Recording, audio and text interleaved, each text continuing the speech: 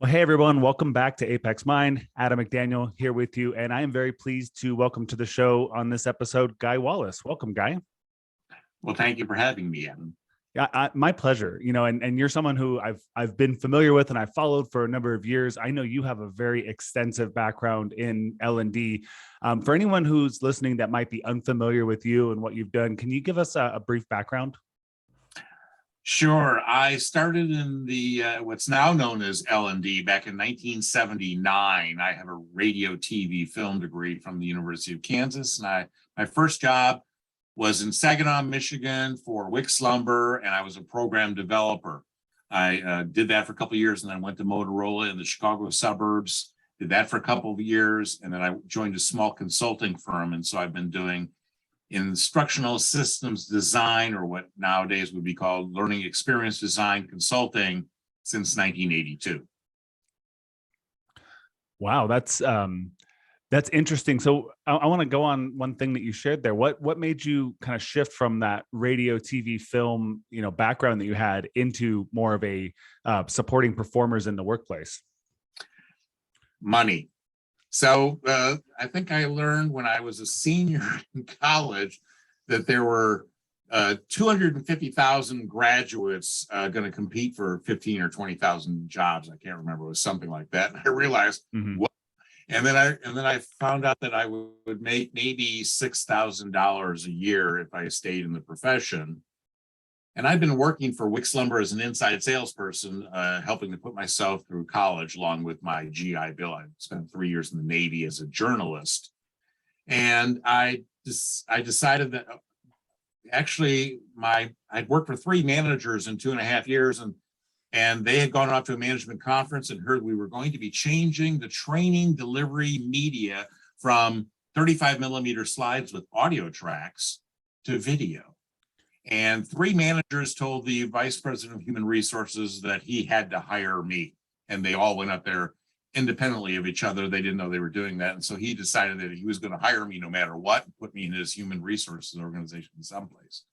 So I did a number of visits and got hired into a small training department of 10 people. I was the second person named Guy, so I was Guy too.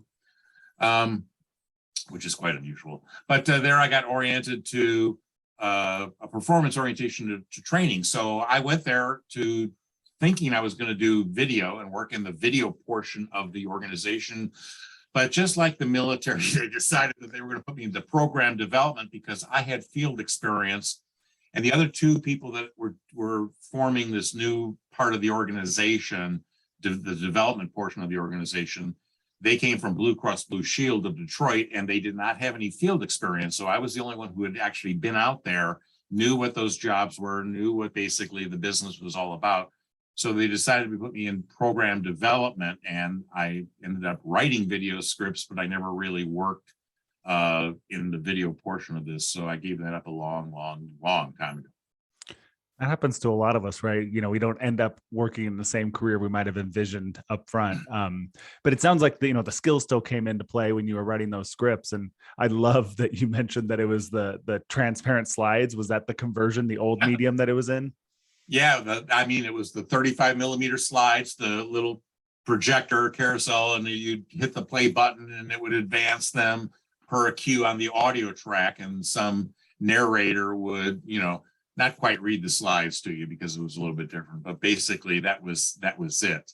And it was, kind of lame for the time, but the technology was just changing. And video, it was, the battle between VHS and beta videos was still going on in 1979 when I got out of college. Yeah, the way you described how that training was with the audio and just advancing the slides. I mean, I feel like even though technology is advanced, I've been through some e-learnings today that are very similar experiences to that. Not much has changed, unfortunately.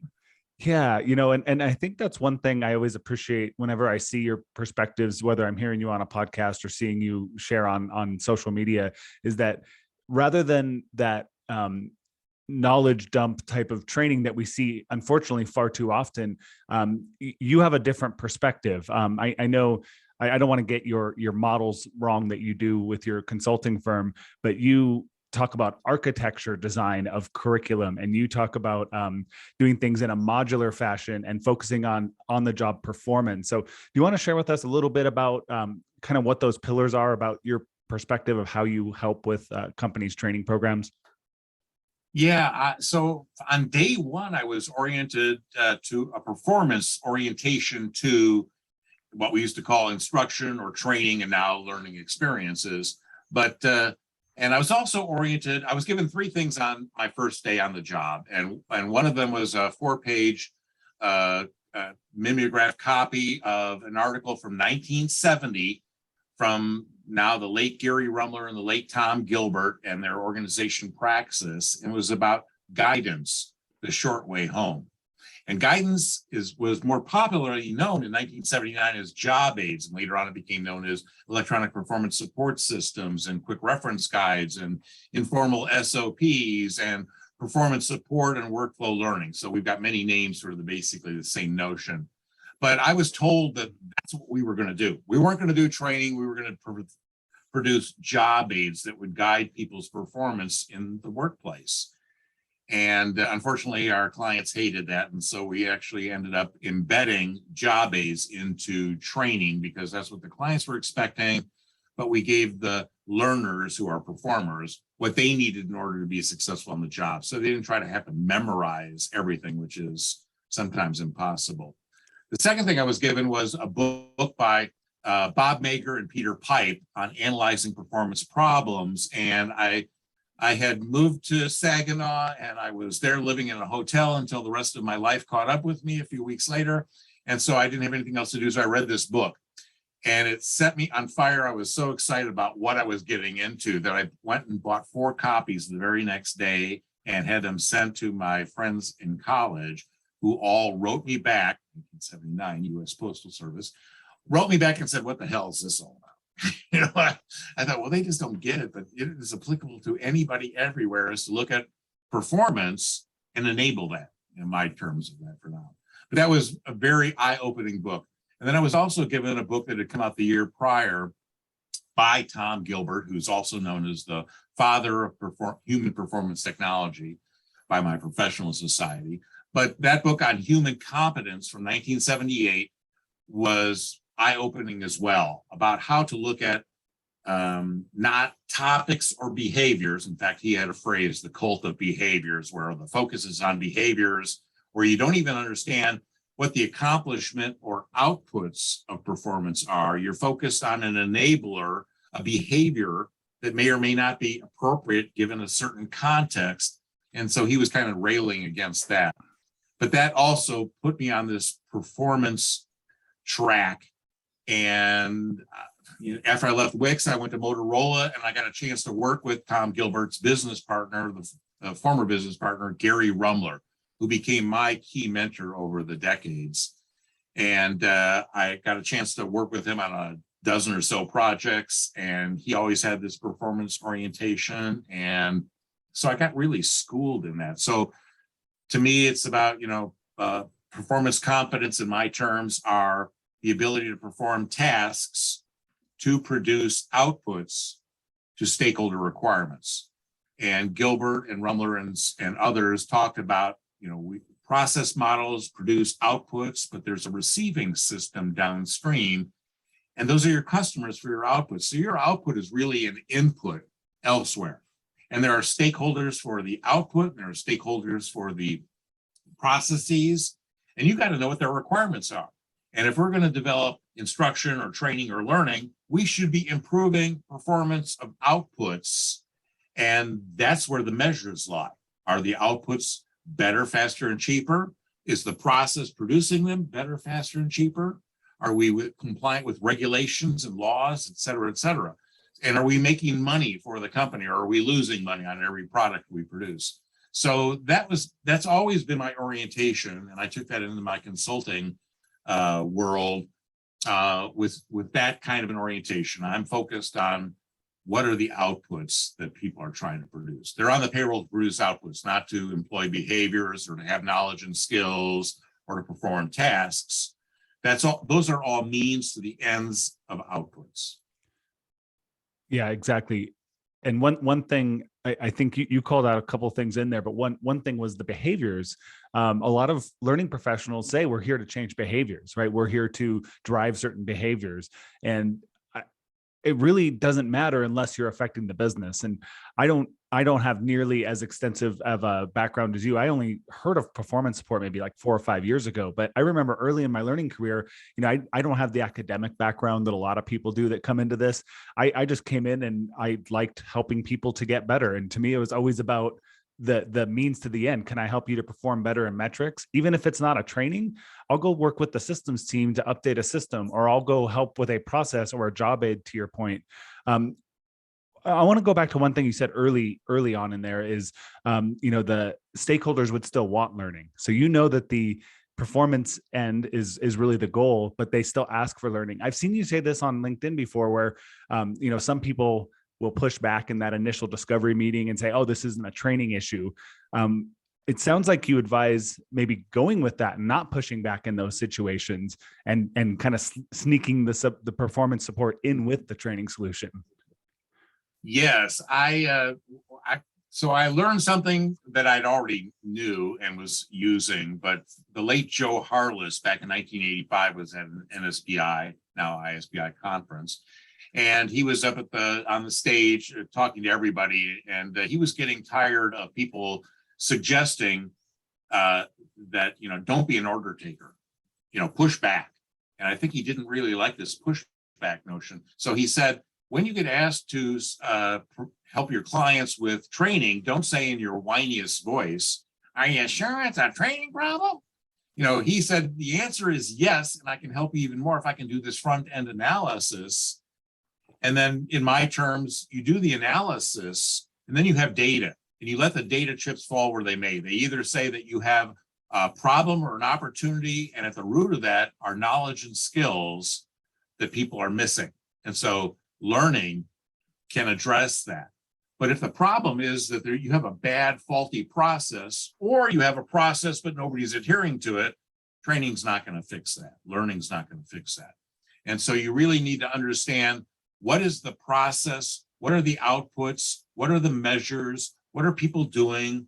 And do they have what they need? Do the people have the knowledge and skills and the physical, intellectual, psychological attributes that they need? Do they have the values that they need? Do they have the environment? And does that environment have the data and information, tools and equipment, materials and supplies, and yada, yada? And so you're looking for gaps in performance in the output, gaps that perhaps exist in the process. And what are all the enablers of this performance? Human enablers and environmental enablers. And the process itself, is everything there that's adequate to the needs of the process to produce worthy outputs that meet stakeholder requirements? So yes, our clients come to us sometimes and they think that learning will address their need, and it may or may not. I have a saying that, if you get a training request, a learning request for new hires, well, that's to be expected. Mm-hmm. Get a request for learning to solve a performance problem, that's to be suspected. But nonetheless, I believe that you should take the order, conduct the analysis, and let the data inform the client's business decision-making as to whether or not they should continue. Or perhaps we should pivot from an instructional development effort to a non-instructional development effort, like fixing the process or changing the consequence system so that people adhere to the process, because that's what's going to impact the performance, not learning and development kinds of content. So the client really wants, I believe, to get performance out. They may think that they know what the answer is already and that people need to be trained. And this has been something that the field, the gurus have been whining about since 1979 when I got in the business. And I'm pretty darn sure it went back into the 60s. So we have too many clients who think they know the answer. They presume the answer. They come to us. They want us to go ahead and do that. And so my bias is, yes, let's help them. I don't think it's appropriate to challenge a requester when you don't have any data. And you may suspect that it's not something that learning is going to adequately address, But until you have any data, who are you to say so? And when we push back, if we come from a service organization like L&D, I mean, L&D is there to serve the rest of the enterprise. Yep. If you're pushing back on requests for service, that's not being a team player. That's not being a good service organization. So let's just go accept that request and do our due diligence in terms of having a process that really identifies what are the variables, what are the issues, and should we continue or not, which is a business decision, not an L&D decision. Yeah, exactly. I noticed I had worked in a L&D group that supported operations of a very large Fortune 20. And by nature, you're going to get the typical tasky type requests. Sometimes you're going to get refresher type training on things that you've trained before, soft skills or whatnot. And it would make a lot of my peers, it would make people really frustrated sometimes. And I get that. I get that that just training this for the 8th time in 5 years is not going to make a big difference. But what I found was, to your point, let's make it a package. So if I'm doing a soft skills training, I remember also rolling out along with that training, a coaching program for the leaders so that they can have a resource library, they can coach better so that, okay, we trained you, we gave you these tools for afterwards. Now it's on you.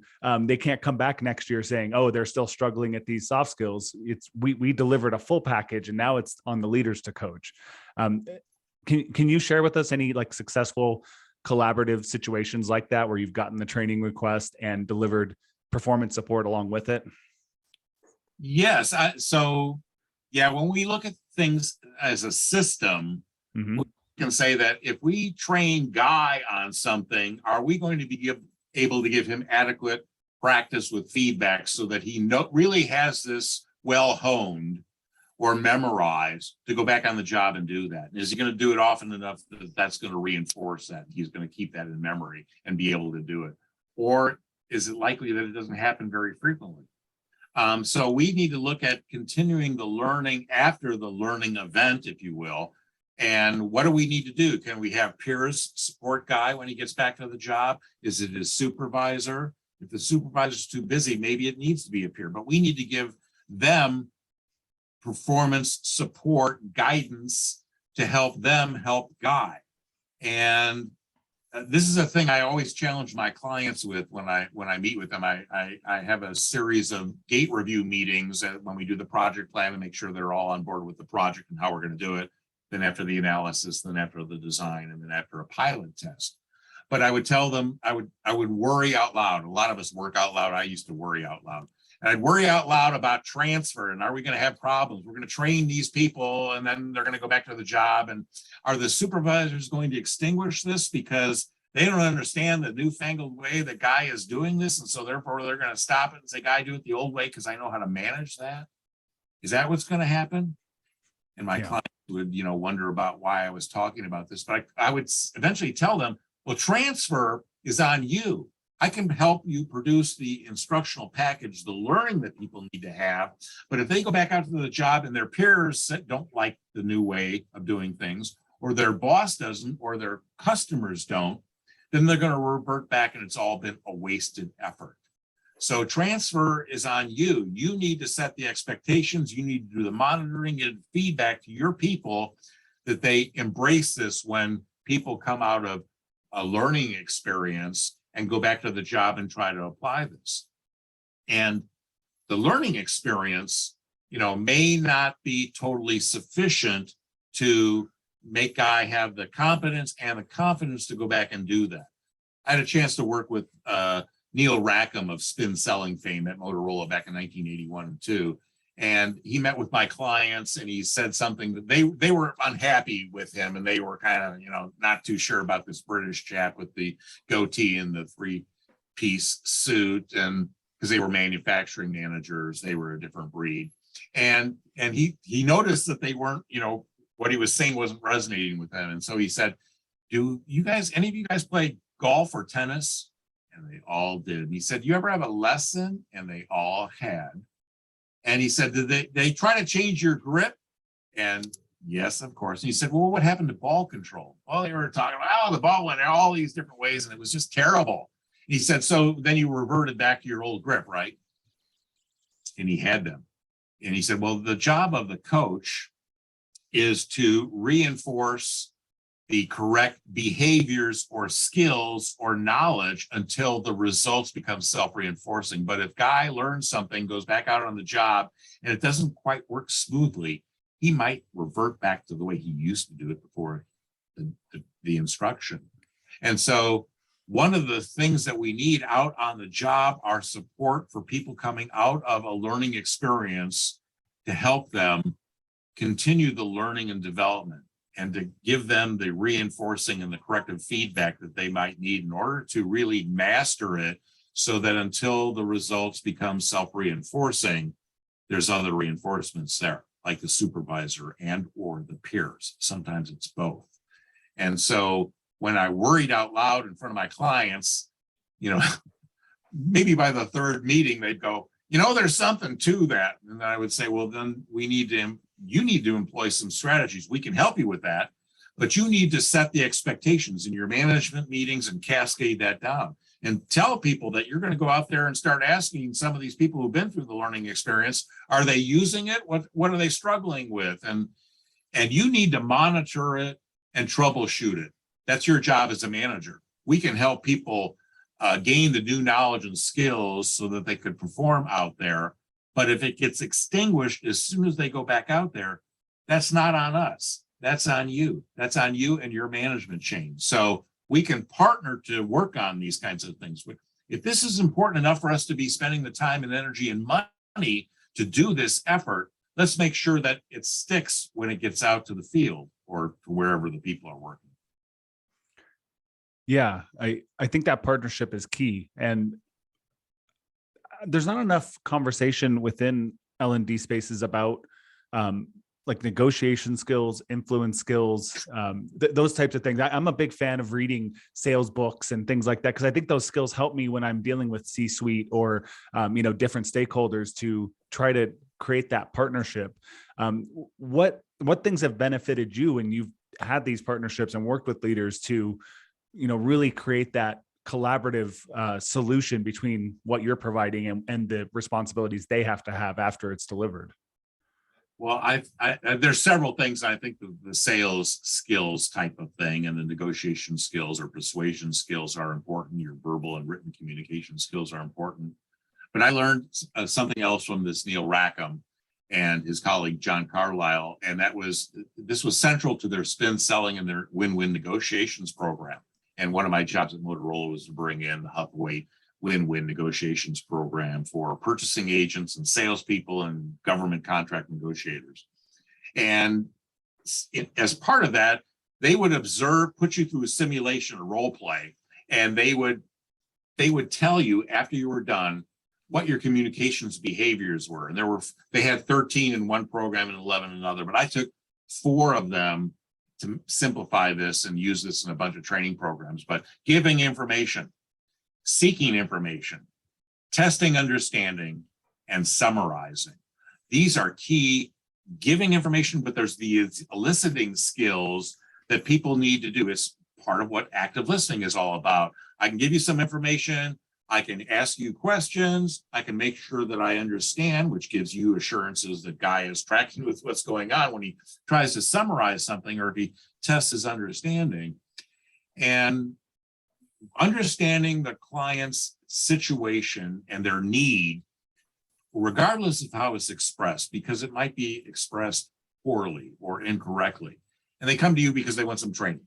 But they really want a performance issue solved, or they have new hires coming in who need to be trained, or they have both. And so understanding what's going on quickly and making sure that they know that you're tracking with what they're telling you. And when you ask the probing questions, it's not in left field. And so there's a bit of that. There's the spin selling model is understand the situation, understand the problems in the situation, understand the implications of those problems. I mean, are they nickel problems or are they $1 million problems? Because those are different. And then what's the needs payoff? So if I pay off this $1 million need for $100,000, that's a good deal. That's got some return on investment. So when we're in the sales business for our products and services, our learning products and services. Do we understand the client's situation, the problems, the implications of that? There could be things that we could develop learning content for that are the low-hanging fruit. There's not much value in them. That's not the low stakes performance, medium stakes performance, high stakes performance. We ought to be focused on the high stakes performance where there's true value in what we help the clients with. And the high stakes are when there's high risks and high rewards. One of my models is that if the need, we can uncover needs, doesn't mean they're worthy of us addressing them and investing in shareholder equity, converting equity into content. So there's a lot of things that we should leave to informal means. But if we're going to begin to address it formally, my default is, call it what you will, guidance, job aids, performance support, those kinds of things here that don't require people to memorize things. One of the things you need to do in analysis is determine, does the performance context allow for a referenced performance response, or does it demand a memorized performance response? Emergency technicians, they need to have things memorized because they don't got no time to look something up. But most jobs, most tasks, most performance, in my experience, 43 years of doing this, is that most of the time things can be referenced. And if I reference them often enough, I'll soon memorize them and won't need the references anymore. But if I'm doing the annual inventory, I'm not going to remember all those steps. And so giving me some guidance is appropriate. And we too often try to force people to memorize all sorts of things that they can't. And we ask them to memorize things that aren't really germane to the performance requirements back on the job. That's a whole nother issue because we don't do analysis often enough. We start with, developing content. We may do a quasi design thing and then start developing, but we really don't understand the performance of the learners back on the job. What are they supposed to be doing and producing? And then what do they got to know to be able to do that? But if it goes beyond the performance support, then I might have to put in some learning experiences where people can memorize things, which means they're going to have sufficient practice with feedback in order to do that. Mm-hmm. But there's ground in there where I may take the performance support and embed it into learning, much like my experience at Wix back in the day. And that's because the performance is very, very tricky, very high stakes. And I may not just want to send out a performance guide, a performance support item, a job aid, and let that be sufficient or think that's sufficient. I may want to train people in its use in a learning experience so that we are all well assured that Guy really knows how to use that job aid back on the job because it's high risk or high reward. And so we've got to be more judicious in where we invest our time and efforts to produce content. I see too much of my clients' content that's been out of date. It really wasn't, it was worthy enough for some reason to produce it in the first place, but it's not worthy to invest in keeping it up to date. I mean, what's up with that? Yeah, well, governance is always tough. I've managed content libraries before, and balancing keeping the old stuff up to date with always creating those new requests can be a huge challenge. I tend to these days take more of that performance approach, and when I can, I will lead with a resource unless it's something where they need extra knowledge or hands-on with practicing, maybe a new system or a new process. I do want to kind of get on something that you mentioned there. You talked about how the requests will always come, even when like performance support is adequate, the request will come. And I feel like this is a thing that's never changed. I've been in L&D for about 15 years, not quite as long as you, but it seems like some things never change. And I also see you as someone who sometimes on LinkedIn, there'll be the L&D myths. And like obvious one is the video, auditory, kinesthetic learner. I want to get your perspective on which of those myths are the ones that really frustrate you, the ones that people somehow still believe, but they haven't been squashed yet. Well, the whole learning styles preferences myth is something that I've been long involved with trying to battle. That's because I fell for it initially back in the early 80s. But we understood it differently. We thought learning styles had to align to what was to be learned. But then you found out that no, it was kind of independent, that people have their own learning style default and everything needs to be attributed to that. And so I've been battling that, I think, since the late 90s. I asked somebody that I saw at a conference to write something for one of my quarterly newsletters back in the day about learning styles. And I've written things myself over the years, but that's a big one. Generational differences is another. Things like Myers-Briggs, et cetera. These are no, so I graduated from college. I moved to Saginaw, Michigan. I, got a new job, and my new boss gave me the Myers-Briggs test. And then 6 months later, she gave it to me again, and my results were totally different. And she was trying to impress upon me the fact that this is not really valid. It's not reliable. It's not valid. And so therefore we need to avoid these kinds of things, because you're going to see this at conferences. You're going to see this in the write-ups of journals and trade magazines, et cetera. And we need to avoid these things. I was very lucky that how I fell into all of this, getting that performance orientation, becoming a member of the National Society for Performance and Instruction back in the day, NSPI, which is ISPI nowadays, because they were really all about research-based practices, which are then known as evidence-based practices, now evidence-informed practices. Again, we got all this varied language for the same thing, but we need to be anchored to what the research tells us and be careful about what it doesn't tell us, because there's things that are appropriate in various situations where they work, and in other situations they won't work. So there's some variance there. And there's a whole bunch of things that have no research at all behind them, but seem to work. And just because there's no research that proves it doesn't mean we shouldn't use it if it seems to be working. So this is a challenge where a lot of the new people coming in to get their arms around, what works and under what conditions.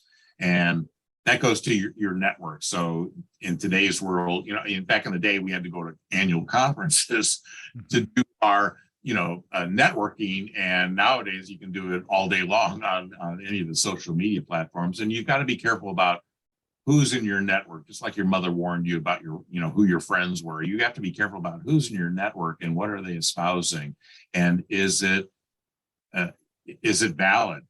And you got to be careful about people who are well-meaning but may inadvertently pass on some bogus things, such as learning styles or Dale's cone with percentages on it in terms of what we're. So we've got to be very careful about those kinds of things. And again, the more you pay attention to key people in your network, you can learn from them, and you can help avoid employing some of these myths in your own practices. Yeah, I think the network thing is huge. I've benefited I probably wouldn't even know you if it wasn't for LinkedIn, right? So using that and maybe less so Twitter, but I think there's some good networking that can be done there too. And I'm sure there's other platforms as well. Those are great ways that have changed how we network and how we learn. I learn a lot from the things people post. Have there been any other like recent technology advances that have really made you excited? Because I see a lot of these things like different vendors, and I'm not going to pick on anyone in particular, but vendors have their product and their product is going to do the thing, and they want to sell it. So they're going to promote what it does. But I don't know, just from general, whether it be a specific product or just any kind of technology advance, what has changed the game in the last 5 or 10 years that has made learning at work easier? Well, let me go back further than 5 or 10 years here, because one thing I learned from the instructional technology folks back in the late 70s and 80s is this concept of garbage in, garbage out. And we can create all sorts of tools, but what data flows into those tools and is used is really critical. Until we have artificial intelligence and machine learning doing this thing on their own without us pumping data into those systems, they're only as good as the data that goes in them. So from my perspective, not much has changed in the entire learning game since 1979, other than the technology tools, the digital computer tools that we use to do our work, to administrate our work, to deploy our work, or make it accessible. And wherein back in the old days, the big thing about job aids was you would laminate them so that people wouldn't get their finger smudges all over them and they would deteriorate. You would laminate them. That was the high tech back in 1979. Nowadays, we can deliver it to people's smartphones or their tablets or their laptops or their desktops or everywhere. And we can embed it into the machinery. We can embed it into the software for people at call centers so that it can be triggered because they know where we are in the process and they can pop something right in our face, or they can pop up a help button if you need it. And it can be triggered by where we are in our workflow. Other jobs, may not be working in software all the time, but we can make things accessible if we make them easy to find, if we align them to the processes or work streams or workflows or whatever language we're using for that, so that people know, hey, I'm doing this part of the sales process, so here's where I can go find those supports that will help guide my performance. Here's a template for the sales contract or whatever. There's all sorts of different kinds of things that we can use to support performance. Some of them are the job aid kinds of things. Some of them are learning experiences, self-paced, or sign ourselves up for something in advance of some need for some face-to-face or virtual group-based learning. And there's other things that we can use. Just here's a last year's contract, and so maybe you can tweak that and have yourself one that's ready to go much quicker than starting from scratch. So there's all these kinds of supports that we can arrange and align to the workflow so that people can find them easily. And sometimes we need to train them on how to use them, and other times we don't. I always take the guidance of the master performers, other subject matter experts, supervisors, and novice performers when I'm deciding how to package content for the target audience. What's conducive? I can't expect somebody to climb a telephone pole, get to the top in a rainstorm, and access their smartphone to get guidance for the work. They're going to have to memorize that in advance before they start climbing the pole. So there's the context, and the variation in the performance context needs to be part of our consideration. We decide what mode will we deploy this in: self-paced, coach, or group-paced? What media should we use? These are decisions that are best left to the people in the target audience and their management. We shouldn't be coming up with newfangled things that they don't have. We should try to use as best we can the resources, the systems, the infrastructure that our organization already has. Unless there's a widespread need and it makes business sense, financial sense to make some conversion from one thing to another. Sorry, that's a long answer, but so the technology has really enabled a lot of things. Now, people don't learn any differently, but how they are served that content that helps them learn has changed dramatically. And we are now in a position where we can push or enable pull of content in the moment when people need it, and we don't have to force them to memorize it in advance because it wasn't really necessary. They can take the short amount of time to reference something to get the guidance that they need.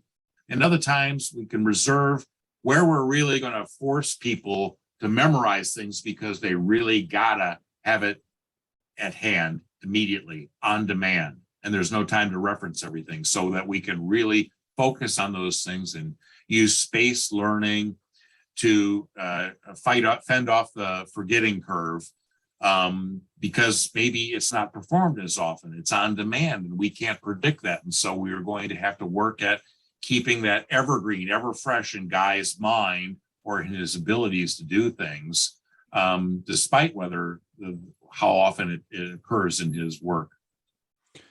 Yeah, I love the answer, because you touched on a lot of the things that I talk about here and that I think are so amazing today. The fact that we have mobility, we have these devices, we can access essentially the collective human knowledge at any point in time. It's just amazing, even outside of work, just the way that we can learn today. I've done house projects since COVID happened that I would have never imagined doing 15 or 20 years ago, or I would have had to go do workshops at the Home Depot, right? But I can go on YouTube or a blog, and workplace learning, I feel like it doesn't represent outside of work learning enough, because we focus too much on making it more academic, like university, right? Where a lot of workplace learning, you're going through these courses or certifications, and they call their onboarding an academy or whatnot. And I just feel like it needs to be more nimble and accessible like that. And I like that you tied to the mobility, integrating into tools, being able to search things online. Because I think that's what people really want. They don't want to have to learn everything. There's too much stuff we have to know. I get a new system in my day job every other month. I can't memorize everything. I just need to know how to do the thing to get the job done. Yeah. But so there's a world of content out there, and some of it's good and some of it is crap, and in between. But we have an issue here. We've got to be wary of this. Dr. Richard Dick Clark taught me this 20 some years ago, that somewhere between 5 and 15% of people can learn out of context and apply it to a new context. So one of the things that for high stakes performance, we definitely need to do this. Low stakes performance, who cares? But we need to, when we help people learn or give them the guidance that they need, it needs to be specific to their application, close enough. Doesn't have to be necessarily perfect, but it's got to be close enough. So when you're doing projects at home and you can get a YouTube video that gives you guidance, that's going to be close enough. But if I learn something about strategic planning online from some YouTube video, it may not be sufficient to the needs of my strategic planning process in my enterprise, but it could be a help. So there's a lot of times that when I want us to take the generic content that's available just about anywhere, in your library, in fact, but we need to bookend that. We need to explain to people why they need to learn this, how this fits into their various parts of their work, how the language in the generic content is different than what we use here. And there's a heads up on that. But go ahead and take the generic content, learn from that.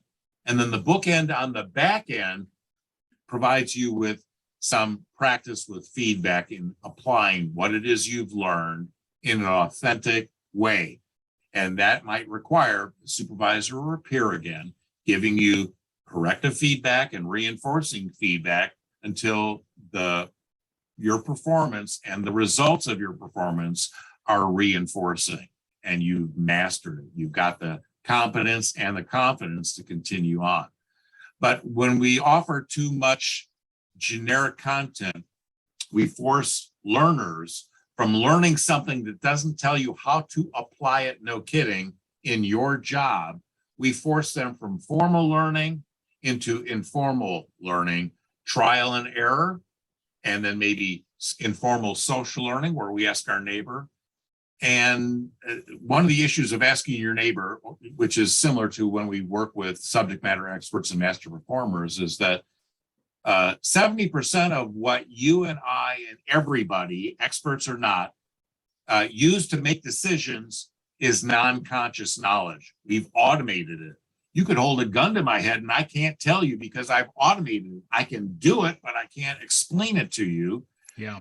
And even the things that are behavioral that we can see and observe me doing, if I were to tell you all my steps that I can see myself and you can see as well, I'll miss up to 45% of that because I've automated that too. When I'm doing it, I can do it, but when I'm explaining it to you, I can't.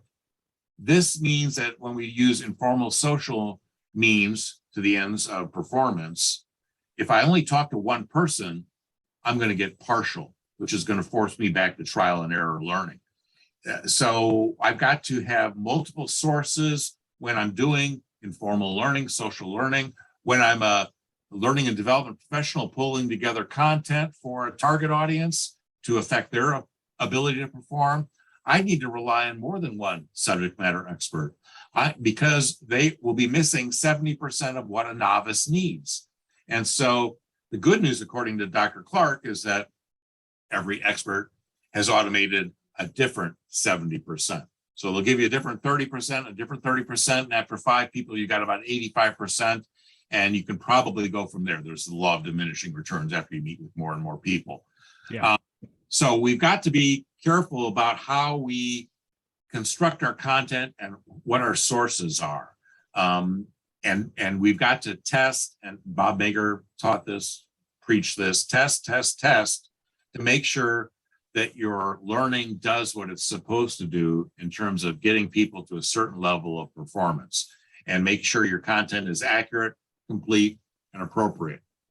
Appropriate and accurate is much easier than completeness due to this non-conscious nature of knowledge.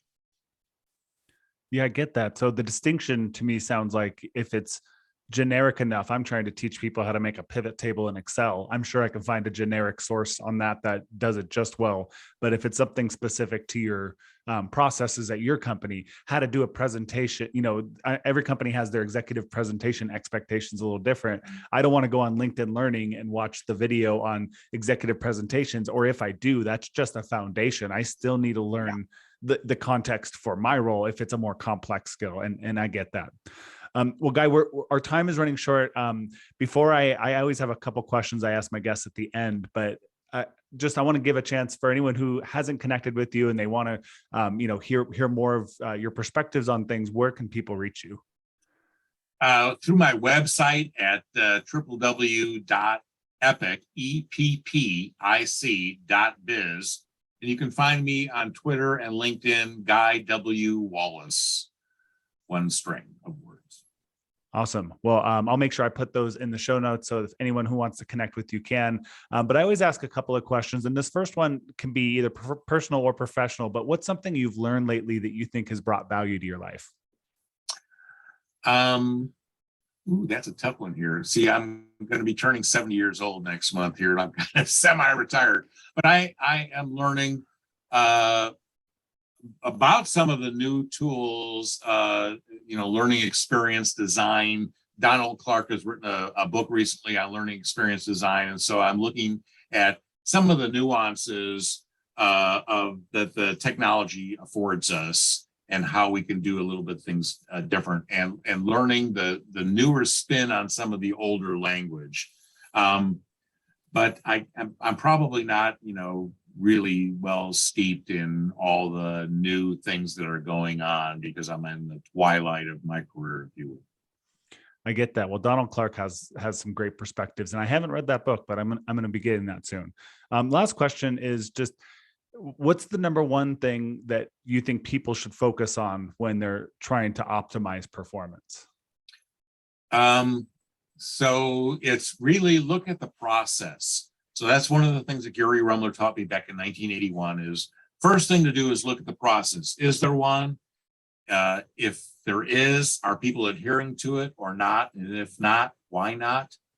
But the second thing would be to look at the consequence system, because usually the consequence system in organizations punishes the behavior that we want and rewards the behavior that we don't want. Go figure.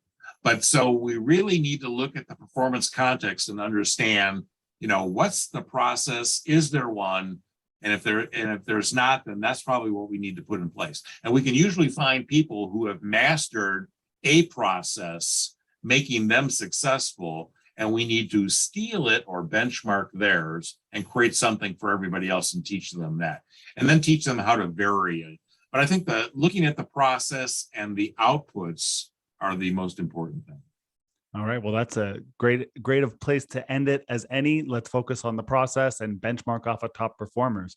Well, Guy, thanks for coming on. It was a pleasure speaking with you, and everybody, we'll see you next time. Thank you, Adam.